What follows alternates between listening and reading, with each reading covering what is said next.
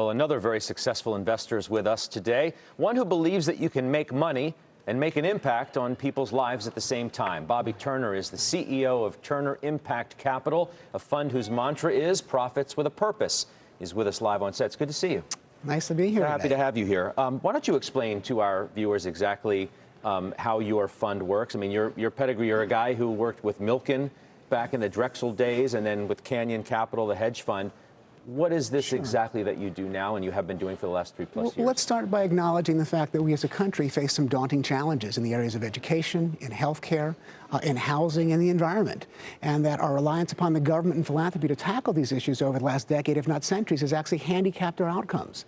Social impact investing, which is a strategy that I adhere to, basically harnesses market forces to create scalable, sustainable, and yes, profitable solutions to tackle these issues. We recognize that profits and purpose can actually play nicely in the sandbox, and the interdependency between profits and purpose can actually drive superior risk-adjusted returns to more traditional investment alternatives and strategies. So, in other words, making money and doing good at the same time is sort of the overarching theme that you now run your professional life by. That's right. There's a symbiotic relationship. For the vast majority of my career, I was a capitalist and a philanthropist and struggled at both. As the capitalist in a big hedge fund, I struggled from almost the moral discomfort of making money off of other people's misfortunes. As a philanthropist, I struggled with an emotional discomfort from making money by throwing money at other people's misfortunes. I evolved many years ago as a capitalist who realized that I could do good and do well without sacrificing returns for investors or impact on society. So you're using the term social impact, not socially responsible. These are two different things. You're actually trying to drive outcomes, which I think is very admirable. Could you explain the difference between just finding companies that adhere to what your values are versus, hey, we're going to put some money to work and we're going to change lives or results or outcomes? Well, socially responsible is different than impact investing because it's passive. It's looking at your portfolio and you're divesting of companies that you don't believe are doing good for the world. Right. Getting out of Strum Ruger, and or some of the other stocks in the tobacco space. So you're taking it a step further. Taking it a step further, we're being proactive. We're trying to take capital and redeploy it into tackling these very issues. So what's an example of a project where you've done that? We have an amazing fund called the Turner Agassi Charter School Facilities Fund, where Andre Agassi and I have partnered to build 79 public charter schools in some of the most underserved, economically challenged neighborhoods of America.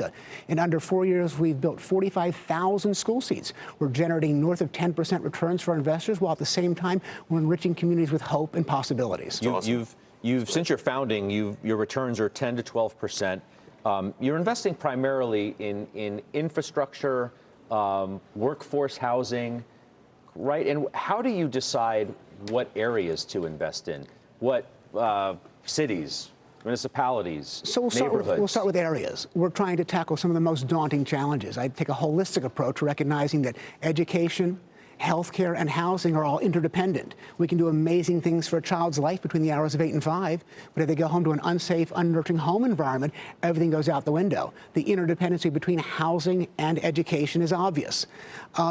We focus on marketplaces that are characterized by density of population. I'm looking for communities where there's at least 250,000 people within 5 miles. I look for diversity in communities. We look to invest in communities that suffer from the injustices that come from social determination. So we're looking for primarily communities that are 60% of ethnic origin or immigrants.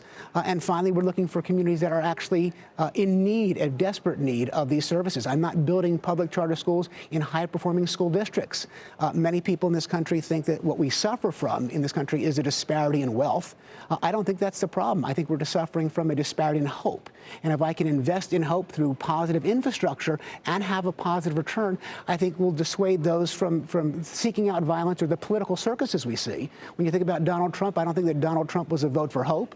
I think a vote for Donald Trump was a vote in defiance. What do you think when you see some of your former colleagues from the hedge fund world give a $100 million gift to Harvard University, which clearly doesn't need the money, and then you're on the other side and you're saying, we are actively looking for places to put money where no one else will, or where the results will be immediate for the hardest hit or the most in need people? Does it bother you? Is it something that you think you can use your influence to change? I try to. I sit on the board of many organizations, and I do try to be a Pied Piper to convince people that their philanthropy can be better served and more scalable and more sustainable by investing in for-profit solutions. I don't begrudge those that give $100 million gifts to Harvard. It's not my position to judge. I can only define my legacy by what my actions are. Is there a management fee that you charge from your fund? Oh, of course. You take money from people? Absolutely. What we is are the structure? we're a for-profit endeavor. The only way that I can attract the very best and brightest people is by paying them Wall Street compensation. It doesn't mean that by earning Wall Street compensation, I can't also change the world. We are structured as private equity real estate funds. We charge 1.5 and 20 with a 7% preferred return. We have institutional investors ranging from university endowments to evolved philanthropists who were frustrated with their giving, where they determined that they were really just funding legacies of dependency. And if there was a for-profit-driven solution to tackle the same issues they were trying to tackle as a philanthropist, that was more scalable, more sustainable. Bill Axman told me before we came on the show today, he's put $30 million. His foundation has invested $30 million with you in terms of 2 charter school funds, a workforce housing fund as well. Those are the kind of investors that you're attracting? Bill represents one kind of investor. I mean, Bill is an activist investor, and I think Bill sort of views social impact as activism investing. We've all relied upon a bad management company to tackle issues like education and healthcare, the government and philanthropy, and what we're trying to do is change the management. Give me an example on healthcare, because that's such a big part of our economy right now. How are you making an impact investing in So healthcare represents 19% of our GDP. Right. We have 43 million Americans today over the age of 65. That will grow to 74 million in the next 12 years, me being one of them. The disparity of access to and quality of preventative health care in America is disheartening. We believe that as the payment structure, the reimbursement structure goes from a fee-for-service to a value-based, outcome-based, we're going to have to retool the infrastructure, get people out of hospitals where it's inefficient and cost ineffective into preventative health care clinics in the same communities we're building schools and buying and preserving workforce housing. I'm looking right now, I'm not going to use the name, at a $3 billion mutual fund that is a socially responsible, I know the distinction, Josh, a socially responsible fund. Has 434 stocks. Some of the top stocks are Apple, Microsoft. In there are some names that I just can't justify as socially responsible. Schlumberger, not that it's a bad company, but drilling and digging up more oil and gas, I just don't get it.